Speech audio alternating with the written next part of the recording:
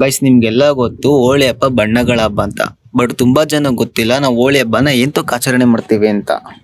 Actually ಇದು ಇತ್ತೀಚೆಗೆ famous ಆದಂತಹ ಹಬ್ಬ ಅಲ್ಲ, ಇದು ಆ್ಯಕ್ಚುಲಿ ನಮ್ಮ ಪುರಾಣಗಳಲ್ಲೇ ಉಲ್ಲೇಖ ಆಗಿದೆ. ನೀವೆಲ್ಲ ನಮ್ಮ ಡಾಕ್ಟರ್ ರಾಜ್ಕುಮಾರ್ ಅವ್ರದ್ದು ಭಕ್ತ ಪ್ರಹ್ಲಾದ ಮೂವಿ ನೋಡಿದರೆ ಅದರಲ್ಲಿ ಒಂದು ಕ್ಯಾರೆಕ್ಟರ್ ನಿಮಗೆ ನೆನಪಿರುತ್ತೆ. ಡಾಕ್ಟರ್ ರಾಜ್ಕುಮಾರ್ ಅವ್ರು ಮಾಡಿರೋಂತಹ ಹಿರಣ್ಯಕಶಿಪು ಕ್ಯಾರೆಕ್ಟ್ರು ಆ್ಯಂಡ್ ನಮ್ಮ ಪುನೀತ್ ರಾಜ್ಕುಮಾರ್ ಅವ್ರು ಮಾಡಿರೋವಂತಹ ಪ್ರಹ್ಲಾದ ಕ್ಯಾರೆಕ್ಟ್ರು ನಿಮಗೆಲ್ಲ ನೆನಪಿರುತ್ತಲ್ಲ. ಹಿರಣ್ಯಕಶಿಪುಗೆ ವಿಷ್ಣು ಕಂಡ್ರೆ ತುಂಬ ದ್ವೇಷ ಇತ್ತು. ಬಟ್ ಅದೇ ಅವ್ರ ಮಗ ಆದಂತಹ ಪ್ರಹ್ಲಾದಾಗೆ ವಿಷ್ಣು ಕಂಡ್ರೆ ತುಂಬ ಭಕ್ತಿ ಮತ್ತು ತುಂಬ ಗೌರವ. ಇದು ಹಿರಣ್ಯಕಶಿಪು ಅವ್ರಿಗೆ ಆಗ್ತಿರಲಿಲ್ಲ. ಅವ್ರು ತುಂಬ ಟ್ರೈ ಮಾಡಿದ್ರು ಅವ್ರನ್ನ ಪ್ರಹ್ಲಾದ ಅವ್ರನ್ನ ಭಕ್ತಿಯಿಂದ ಹೊರಗಡೆ ತರೋಕ್ಕೆ. ಬಟ್ ಎಷ್ಟೇ ಟ್ರೈ ಮಾಡಿದ್ರು ಕೂಡ ಪ್ರಹ್ಲಾದ ಅವ್ರಿಗೆ ವಿಷ್ಣು ಮೇಲೆ ಭಕ್ತಿ ಜಾಸ್ತಿ ಆಗ್ತಿತ್ತೆ ಹೊರತು ಕಡಿಮೆ ಆಗಲಿಲ್ಲ. ಇದರಿಂದ ಒಂದು ದೃಢ ನಿರ್ಧಾರ ಮಾಡಿದಂತಹ ಹಿರಣ್ಯಕಶಿಪು ಅವರು ಪ್ರಹ್ಲಾದ ಅವ್ರನ್ನ ಸಾಯಿಸಬೇಕು ಅಂತ ಡಿಸೈಡ್ ಮಾಡ್ತಾರೆ.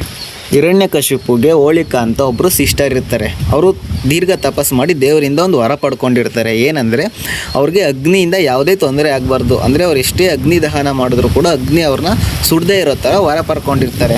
ಸೊ ಇದನ್ನು ತಿಳ್ಕೊಂಡಂತಹ ಹಿರಣ್ಯಕಶಿಪು ಏನು ಮಾಡ್ತಾರೆ, ಇದು ಹೆಂಗೂ ದೇವರ ವರ, ಸೊ ಇದು ಬೇರೆಯವ್ರನ್ನ ಸುಡುತ್ತೆ ಹೊರತು ಈಕೆನೇ ಸುಡಲ್ಲ ಅಂತ ಡಿಸೈಡ್ ಮಾಡಿ ಅವರು ಹೇಳ್ತಾರೆ ಹೋಳಿಕಾಗಿ ನೀನು ಪ್ರಹ್ಲಾದನ ಸಾಯಿಸಬೇಕು, ಅಂದರೆ ನಿನ್ನ ಬೆಂಕಿಯಿಂದ ಪ್ರಹ್ಲಾದನ ಸುಡಬೇಕು ಅಂತ.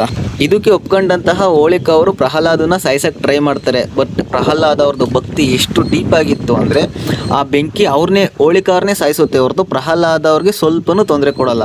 ಸೊ ಅದಕ್ಕೆ ಹೇಳ್ತಾರೆ ಹೋಳಿ ಹಬ್ಬ ಅನ್ನೋದು ದುಷ್ಟಶಕ್ತಿಗಳ ಮೇಲೆ ದೈವಶಕ್ತಿ ತಾಂಡವ ಆಡಿದ ದಿನ ಅಂತ.